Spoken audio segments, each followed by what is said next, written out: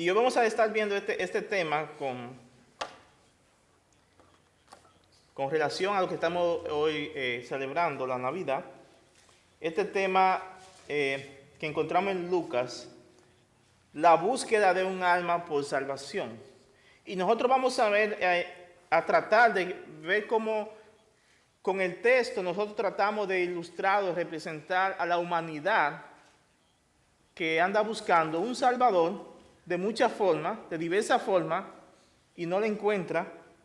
Pero también vamos a tratar de que veamos cómo debe ser la espera de un creyente por su Salvador.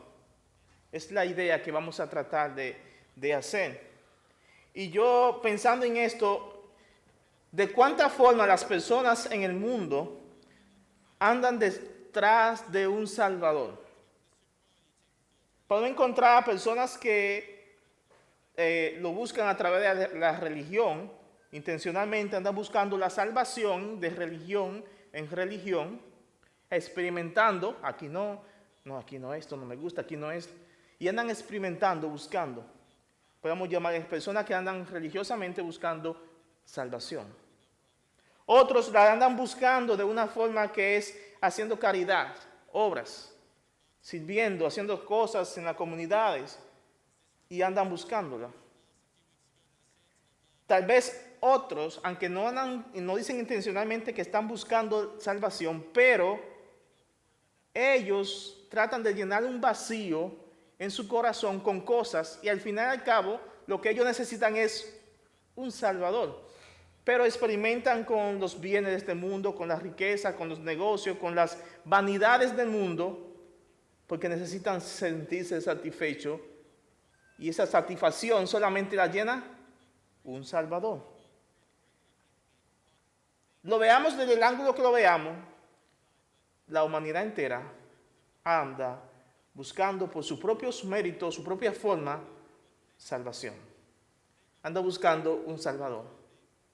Y quiero que veamos aquí en Lucas, mientras estamos viendo estos versículos, yo voy a tratar no vamos a leer, vamos a leerlo consecutivamente como yo voy avanzando, pero creo que veamos cómo un alma anda en busca de salvación, o la búsqueda de un alma por salvación, y lo primero que encontramos es que trata de obedecer en busca de salvación. Obediencia con la intención de encontrar salvación.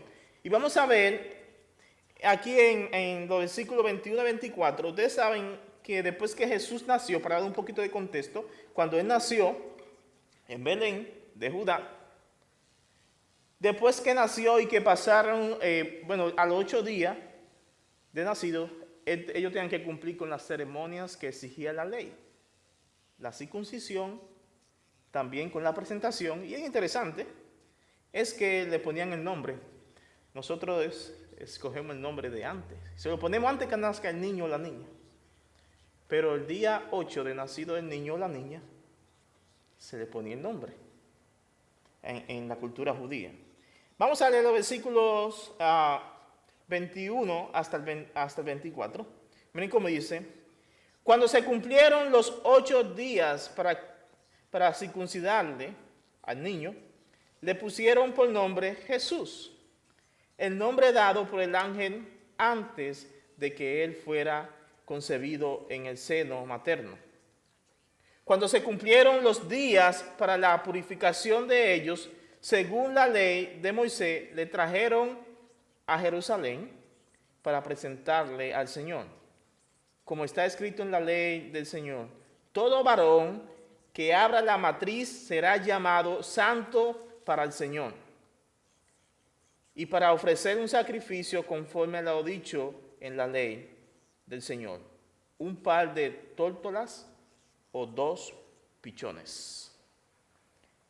Es interesante que en este punto vamos nosotros a la familia de José, liderado por José, cuando van a cumplir con la obediencia al Señor en la palabra, a presentar al niño y a circuncidarle. Y esto es un punto interesante aquí porque es verdad que ellos estaban siguiendo, pero como familia ellos querían obedecer al Señor, querían hacer lo que era correcto, y esto vemos que el hombre liderando a su familia va al templo, va a aquel lugar para que su familia haga los procesos ceremoniales para que obedezca al Señor conforme a lo que. Y eso es un llamado también a las familias, a los hombres, a poder liderar a nuestras familias, como la palabra de Dios nos manda. Ahora, los padres terrenales de Jesús, ¿quiénes? José y María, como judíos ellos esperaban la promesa de salvación. Ellos esperaban la promesa, como todo judío, de que aquel Salvador vendría. Ellos eran personas devotas, porque dicen que iban a obedecer, eran devotos. Eran personas que querían obedecer la palabra de Dios, la ley. Ellos esperaban que un día viniera el Redentor de sus pecados. Y vemos interesante que aunque Jesús no era en su condición aunque era en su condición de Dios, él tuvo que someterse y tuvo que hacer los mismos rituales que hubiesen hecho cualquier persona como si fuera pecador. Recuerden que estas obediencias, estos requerimientos de la ley, eran requisitos para las personas pecadoras. Jesús no era pecador, él no nació como nosotros, pero aún así se sometió a lo que el Padre había dicho. Jesús también tuvo que hacer lo mismo. De acuerdo a la ley que vemos en Génesis capítulo 17, no lo vamos a leer, versículo 12, y también Levítico 12, 3, ellos debían de hacer la circuncisión al niño a los 8 días de nacido. A los 8 días del niño está nacido, debían hacerle el proceso de la circuncisión. Y la circuncisión era una cirugía en el prepucio del niño para que así él perteneciera al linaje de Abraham, o dijera, es judío. Cada judío o cada extranjero que se quería ser judío varones tenían que pasar por ese proceso, circuncisión. Porque era la señal del pacto que Dios había hecho con Abraham. Tenía que hacerlo. Y Jesús también fue sometido a esa edad de la circuncisión. Pero esta señal de la circuncisión, más que un símbolo de pertenecer al linaje de Abraham, también era un símbolo espiritual. Eso era para que Israel recordara que cada ser humano que nace en este mundo nace con la necesidad de redención por sus pecados. Al final y al cabo, esta promesa que Dios le hizo a Abraham, ¿sabe cuál era la promesa que Dios le hizo a Abraham? Habían tres, se entiende que eran tres cosas: tierra, ¿no verdad? Una generación como las estrellas, y también le prometió la bendición. Dice, de ti va a salir una bendición, que en esa bendición van a ser benditas todas las naciones, todas las familias de la tierra. ¿Quién era esa bendición? Cristo. Entonces la señal del pacto era que al final y al cabo la humanidad los judíos estaban esperando ese pacto que Dios ha hecho con Abraham, de que vendría un redentor, de que vendría un salvador. Esta señal les recordaba a los judíos que cada niño que nace en este mundo es un pecador más que necesita circuncidarse espiritualmente, como dice en Romanos capítulo 12, versículo 28, 29, que Pablo habla. Lo que importa no es la circuncisión física, dice Pablo. No. Esa circuncisión física ya está obsoleta. Esa no importa. La circuncisión que debemos tener es la circuncisión del corazón. Él usa ese lenguaje como si el corazón se pudiera circuncidar, pero lo que está diciendo en poca es: necesitamos que nuestro corazón sea roto y renovado o construido nuevamente. Y eso es a través de Cristo. Cada ser humano que ha nacido y nace en esta tierra, nace con esa necesidad de una circuncisión espiritual. Nace con una necesidad de que Cristo le salve. El único que nació con esa excepción fue Jesús. Él no tuvo que necesitar una circuncisión espiritual de corazón. Se sometió solamente a la circuncisión física. También era costumbre, como dije al principio, que a los 8 días de bebé nacer le daban el nombre. Pero José y María no tenían que estar afanándose con buscar un nombre, porque ya el nombre Dios lo había designado. Ellos solamente fueron, ¿qué? Obedientes a esa palabra del ángel Gabriel en el versículo 31 de Lucas 1. Cuando dijo, se va a llamar como Jesús. Le van a poner por nombre Jesús, que significa el ungido de Dios, el prometido, el salvador de la humanidad pecadora. Eso es lo que significa el nombre de Jesús. Algo interesante que me llamó fue un comentario que hace este escritor Matthew Henry y Francisco de la Cueva. Él dice lo siguiente acerca de esto, y creo que es algo bien marcado para que nosotros pensamos y comencemos a valorar cómo Jesús, desde que nació en humillación y comenzó a sufrir por ti y por mí. Desde su nacimiento comenzó a sufrir por ti y por mí. Miren cómo dice Matthew Henry, aunque era una operación dolorosa, hablando de la circuncisión, Cristo se sometió a ella, no porque la necesitaba, aún así se sometió a ella. Dice Matthew Henry, tan temprano comenzó a derramar su sangre. Wow. Tan temprano, como a los 8 días de nacido, Cristo comenzó a derramar su sangre con la circuncisión. Comenzó a derramar su sangre.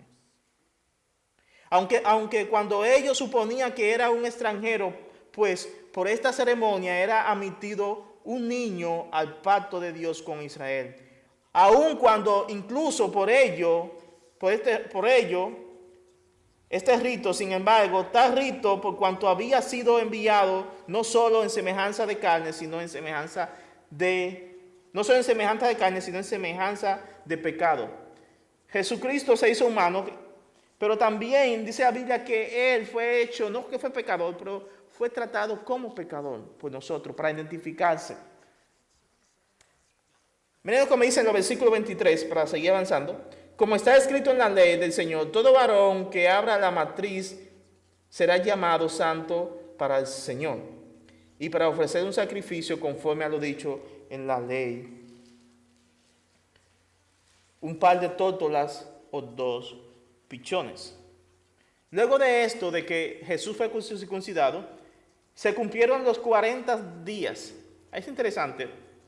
La ley decía que cuando una mujer daba a luz, esta mujer estaba impura por 40 días. Si daba a luz un varón, 40 días era impura. Si daba a luz a una niña, 80 días estaba impura. Y aquí dice el versículo 23 que después de haberse cumplido que los 40 días de la purificación, María y José subieron al templo. Subieron al templo para entonces presentar al niño. Los padres fueron a presentar a Jesús al templo según la ley. Ellos debían, por ejemplo, yo les leí esta parte donde la Biblia dice que los 40 días, los 80 días de las mujeres cuando dan a luz, usted puede buscar en su casa después Levíticos capítulo 12, versículo 2 al 5, habla de los requerimientos de la ley. Ahora, los padres fueron a presentar a Jesús al templo y ellos debían ir con un sacrificio. Debían presentar un sacrificio por sus pecados. Y en su obediencia ellos fueron a cumplir esos requerimientos de la palabra de Dios. José y María llevaron un sacrificio mínimo, lo mínimo que se puede llevar al templo, ¿qué era? Lo mínimo para una persona pobre, que no tenía recursos, lo mínimo que debía llevar era 2 pichones de paloma, o 2 palominos. Era lo mínimo. Los más pudientes, los que tenían un nivel socioeconómico más alto, sacrificaban un cordero y un palomino, pero los que no podían, solo llevaban 2 pichones. Y es interesante que me llamó este punto. Nuestro Señor, el Rey de Reyes, el Señor de Señores, decidió voluntariamente nacer en una familia pobre, en una familia de bajos recursos. Dios, Él pudo nacer en una de las familias más privilegiadas de Israel de ese tiempo, pero no, nació en una familia que no podía ni ofrecer un cordero porque no tenía recursos. Ahora, quiero que pensemos en forma de aplicación en esto, es que todo el cumplimiento que tenían que hacer José y María, estos requerimientos que tenía la ley de Dios, nos ilustra a nosotros, nos representa a nosotros la necesidad del hombre de salvación. Esto representa o está ilustrando cuánto el hombre necesita la salvación y cómo el hombre trata de buscar el cumplimiento de la ley con tratar de encontrar salvación o tratar de encontrar salvación a través del cumplimiento de la ley. Tratan de hacer cosas, de comportarse bien, de hacer cosas buenas con el fin de alcanzar salvación. María y José, ellos sabían que Jesús es el Salvador, pero ellos sabían que la única forma en que un hombre podía llegar en ese tiempo a ser justificado era cumpliendo la ley. Y al final y al cabo ninguno era justificado porque nadie cumplía la ley. Esto era necesario hacer, necesitaban llevar los ritos de la ley, pero ya Cristo vino. Ya no más. Ya no hay más necesidad para que alguien tenga que hacer cosas buenas, obras con tal de ganar salvación. Porque ahora es gratis a través de Cristo Jesús.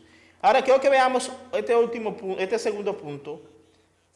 Una persona que anda buscando la salvación, en versículo 25, trata muchas veces de vivir una vida piadosa.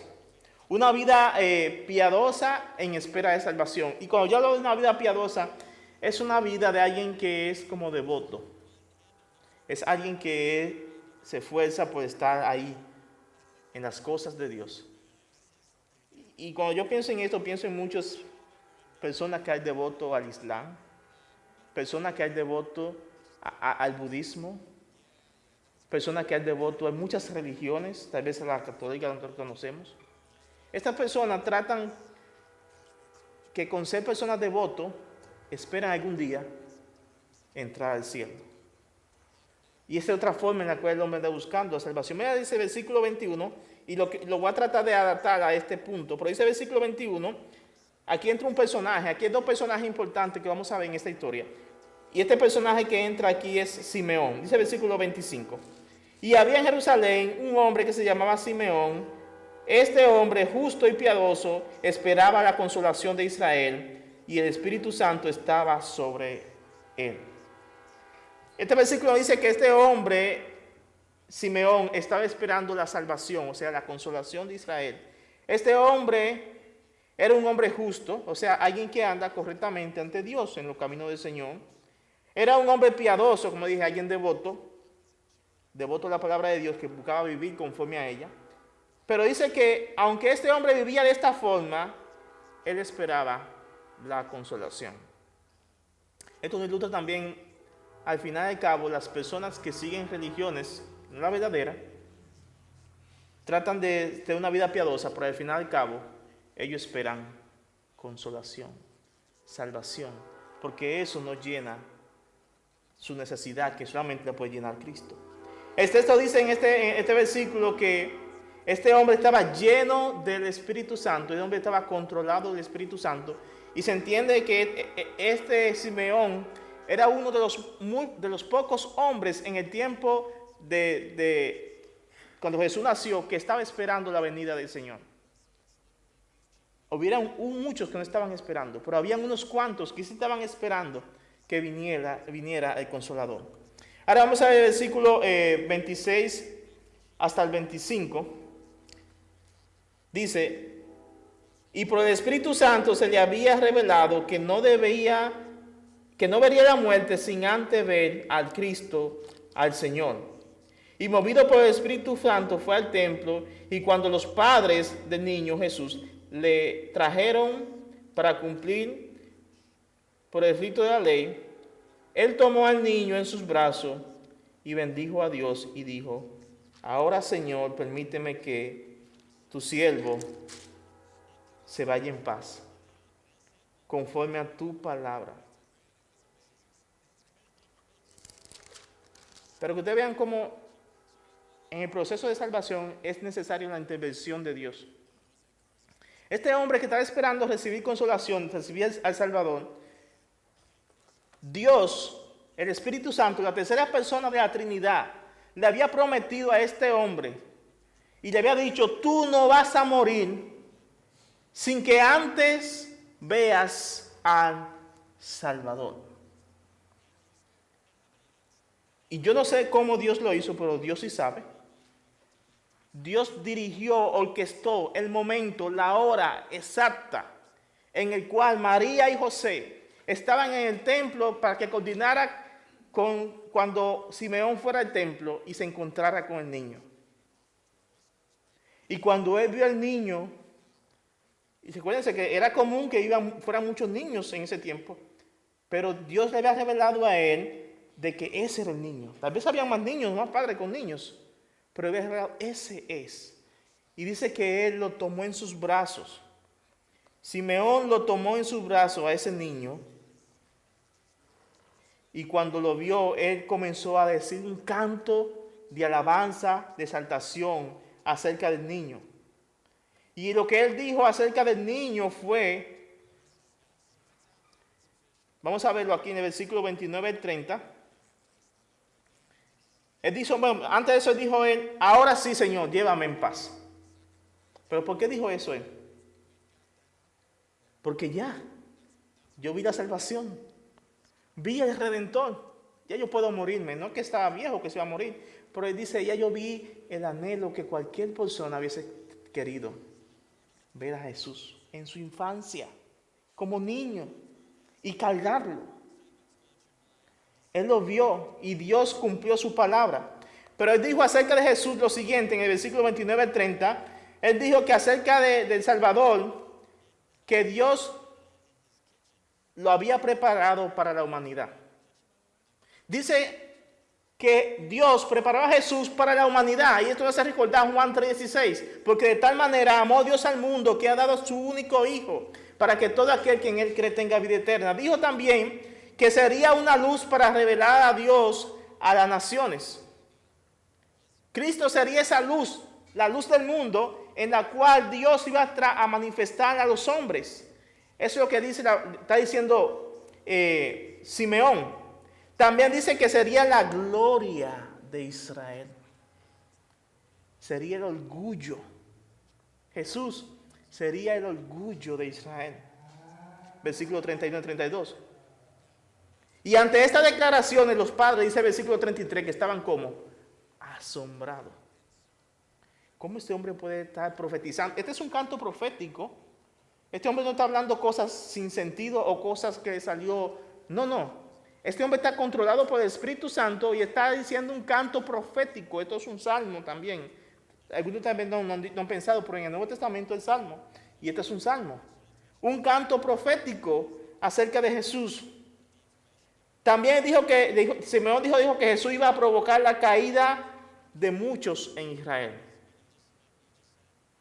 Versículo 34. Iba a provocar la caída de muchos en Israel, pero también la alegría de muchos.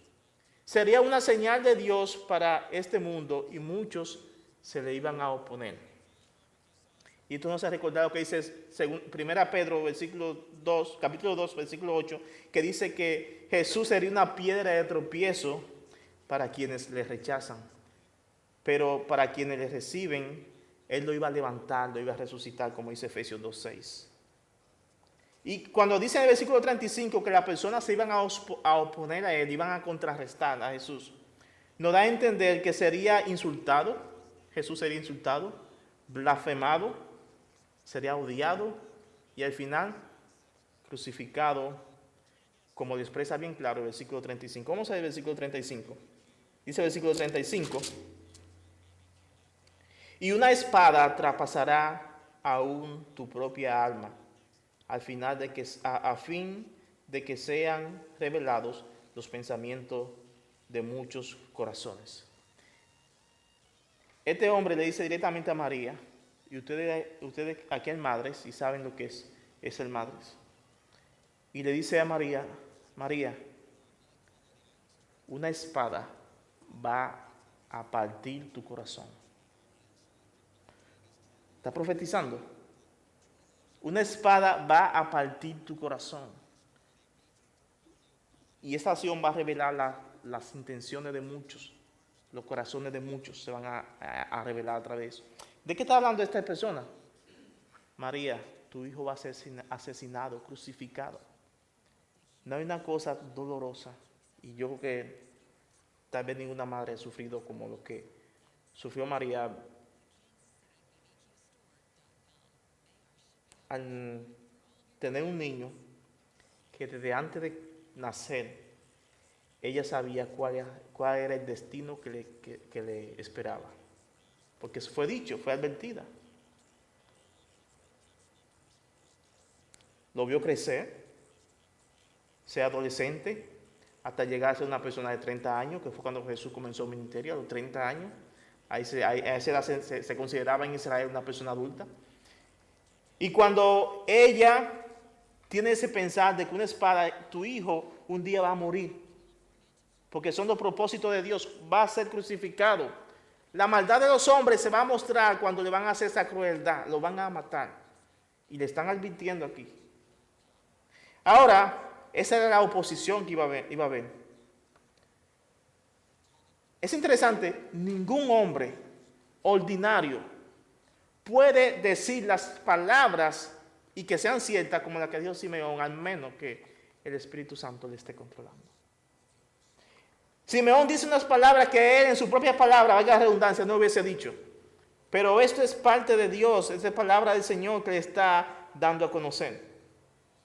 De igual manera, Dios se regocija, el Espíritu Santo es quien obra en el proceso de salvación.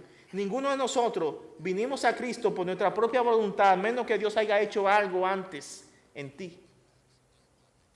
Dios fue trabajando en ti, el Espíritu Santo, el día que tú escuchaste el Evangelio, tú abriste tu corazón porque Dios, la palabra de Dios atravesó tu corazón por medio del Espíritu Santo y te llevó a arrepentirte humillado a los pies de Cristo, clamando por salvación.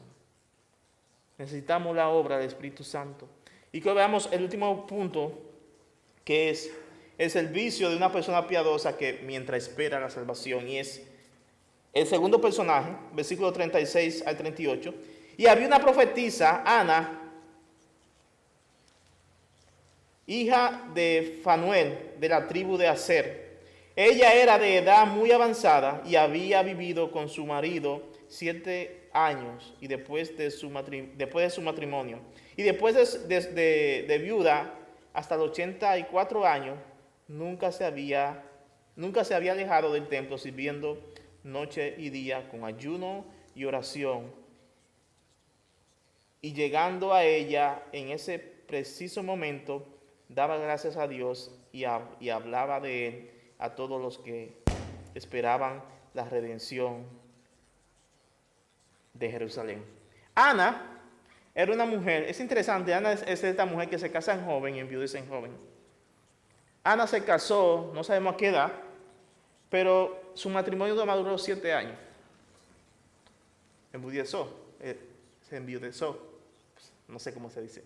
Pero su marido murió a los 7 años de matrimonio. Y después de eso, ella duró viuda hasta los 84 años.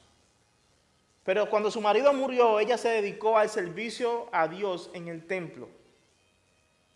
Viuda por 84 años, y ella también servía a Dios. ¿De qué manera ella servía? ¿De qué manera ella lo hacía? Dice el versículo que ella estaba en el templo día y noche. Ahí estaba, día y noche. ¿Y cómo lo hacía? Ella hacía oración y hacía ayuno. Cuando la palabra dice aquí que ella era una profetisa, recuerden, lo que está diciendo una profetisa, está hablando de una mujer que proclamaba la palabra de Dios. Ella era una maestra del Antiguo Testamento que hablaba la palabra de Dios a todo el mundo. Y en ese sentido ella era una profetisa, así como fue María, Miriam, la hermana de Moisés, Débora.